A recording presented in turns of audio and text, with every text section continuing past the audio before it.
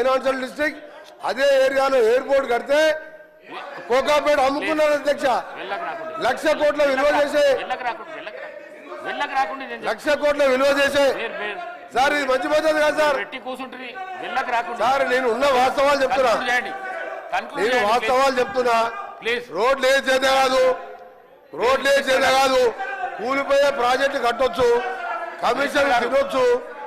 నేను ఒకటే చెప్తున్నా అధ్యక్ష, ఓఆర్ఆర్ అమ్ముకొని అందులో 7,000 కోట్లకి 1,00,000 కోట్ల విలువ చేసే ఓఆర్ఆర్ అమ్ముకొని ఒకరించారు 1,00,000. ఈ రోజు సార్ మళ్ళీ చెప్తున్నా, గర్వంగా చెప్తున్నా, గౌరవ ముఖ్యమంత్రి గారు గడ్కరీ గారు సహాయంతో ఈ రోజు రీజనల్ రింగ్ రోడ్ అనే ప్రపంచ స్థాయి స్టాండర్డ్స్ తో రీజనల్ రింగ్ రోడ్ ని వచ్చే మార్చి నాటికి భూసేకరణ చేసి రీజనల్ రింగ్ రోడ్ కూడా ఆర్ఎండ్బి శాఖ ద్వారా నిర్మించబోతున్నాం. హరీష్ రావు గారికి చెప్తున్నా, ప్రశాంత్ రెడ్డి చెప్తున్నా, మీరు చెయ్యలే ఒక్క పని చేయకుండా మీరు వాస్తవాలు చెప్తే భయపడుతున్నాడే, వాస్తవాలు చెప్తే భయపడుతున్నారు. అందుకని చెప్తున్నా, వారు చేయలేని విషయాలన్నీ కూడా సార్.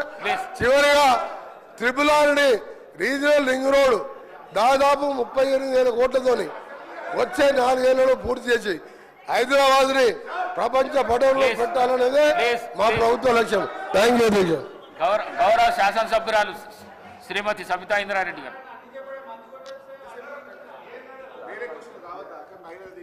అధ్యక్ష ధన్యవాదాలు మైక్ ఇచ్చినందుకు. అధ్యక్ష లాస్ట్ అసెంబ్లీలో అసలు నాకు మైక్ ఇవ్వనన్నారు, అసలు మొత్తం 4 సంవత్సరాలు ఇవ్వరేమనుకున్నాను, ఇచ్చినందుకు ధన్యవాదాలు అధ్యక్ష.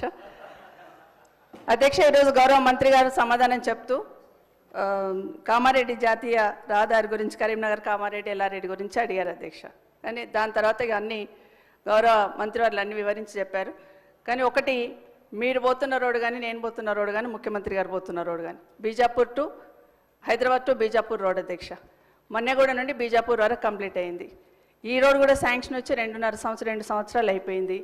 ఎన్నికల కన్నా ముందే ల్యాండ్ అక్విజిషన్ 1,300 కోట్లు పెట్టి ల్యాండ్ అక్విజిషన్ కూడా కంప్లీట్ చేస్తున్నాం. గౌరవ మంత్రి గారు ఇప్పుడు వచ్చినాక ఏదో ల్యాండ్ అక్విజిషన్ చేసినామని చెప్తున్నారు, అది కరెక్ట్ కాదనేది మీ ద్వారా గౌరవ మంత్రి గారికి చెప్తున్నాను. వాళ్ళ అధికారులు తప్పుడు సంకేతాలు ఇచ్చి తప్పుడు సమాచారం ఇచ్చి ఉంటారు అధ్యక్ష. 1,300 కోట్లు పెట్టి అప్పుడే ల్యాండ్ అక్విజిషన్ చేస్తున్నాం. కానీ ఎందుకు ఆగింది అనేది, అక్కడ ఎంతమంది ప్రాణాలు పోతున్నాయని మనందరికీ తెలుసు అధ్యక్ష. 2 రోజులకు ఒక యాక్సిడెంట్ అవుతుంది, ఎంతమంది ప్రాణాలు పోతున్నాయి. ఎన్జిటీలో కేసు వేసిండ్రు అధ్యక్ష. ఎన్జిటీలో కేసు వేసినప్పుడు అధికారులు కరెక్ట్ అని ఇన్ఫర్మేషన్ ఇచ్చి దాన్ని స్టే వెకేట్ చేయించాలి అధ్యక్ష.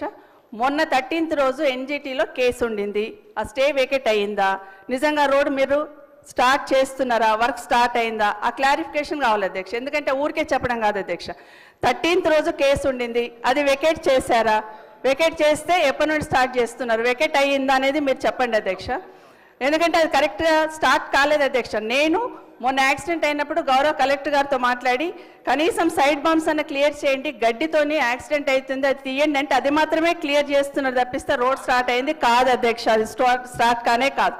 ఒకవేళ నిజంగానే చెట్లు తొలగించడానికి ఇబ్బంది ఉందన్నప్పుడు చెట్లు లేని దగ్గరన్నా రోడ్డు చేస్తామనన్నా క్లారిఫికేషన్ తీసుకొని ఎన్జిటి దగ్గర పర్మిషన్ తీసుకొని స్టార్ట్ చేయాలి అధ్యక్ష. మీకు తెలుసు అధ్యక్ష ఎన్ని యాక్సిడెంట్లు అవుతున్నాయి, దయచేసి ఆ రోడ్ మీద క్లారిఫికేషన్ అని గౌరవ మంత్రి గారిని కోరుతా ఉన్నాను అధ్యక్ష. ఇది ఒక్కటే ప్రశ్నకు పరిమితం అయ్యి జవాబు చెప్పండి. సభ్యురాలు ఎప్పుడు కూడా హౌస్ ద్వారా మీ ద్వారా హౌస్ ద్వారా ప్రజలను మిస్గైడ్ చేయొద్దు. ప్రాజెక్ట్ కాస్ట్ ఈజ్ 800 కోట్లు, ల్యాండ్ ఎక్విజిషన్ 1,300 కోట్లు వాళ్ళ ప్రభుత్వంలో చెల్లించిన అధ్యక్ష. నిజంగా చెప్పడానికన్నా 130 కోట్లు ల్యాండ్ ఎక్విజిషన్ పే చేసిండు, అప్పటికి అపాయింటెడ్ డేట్ రాలేదు, ఎన్జిటీలో స్టే ఉన్నది, స్టే మన వెకేట్ చేపించి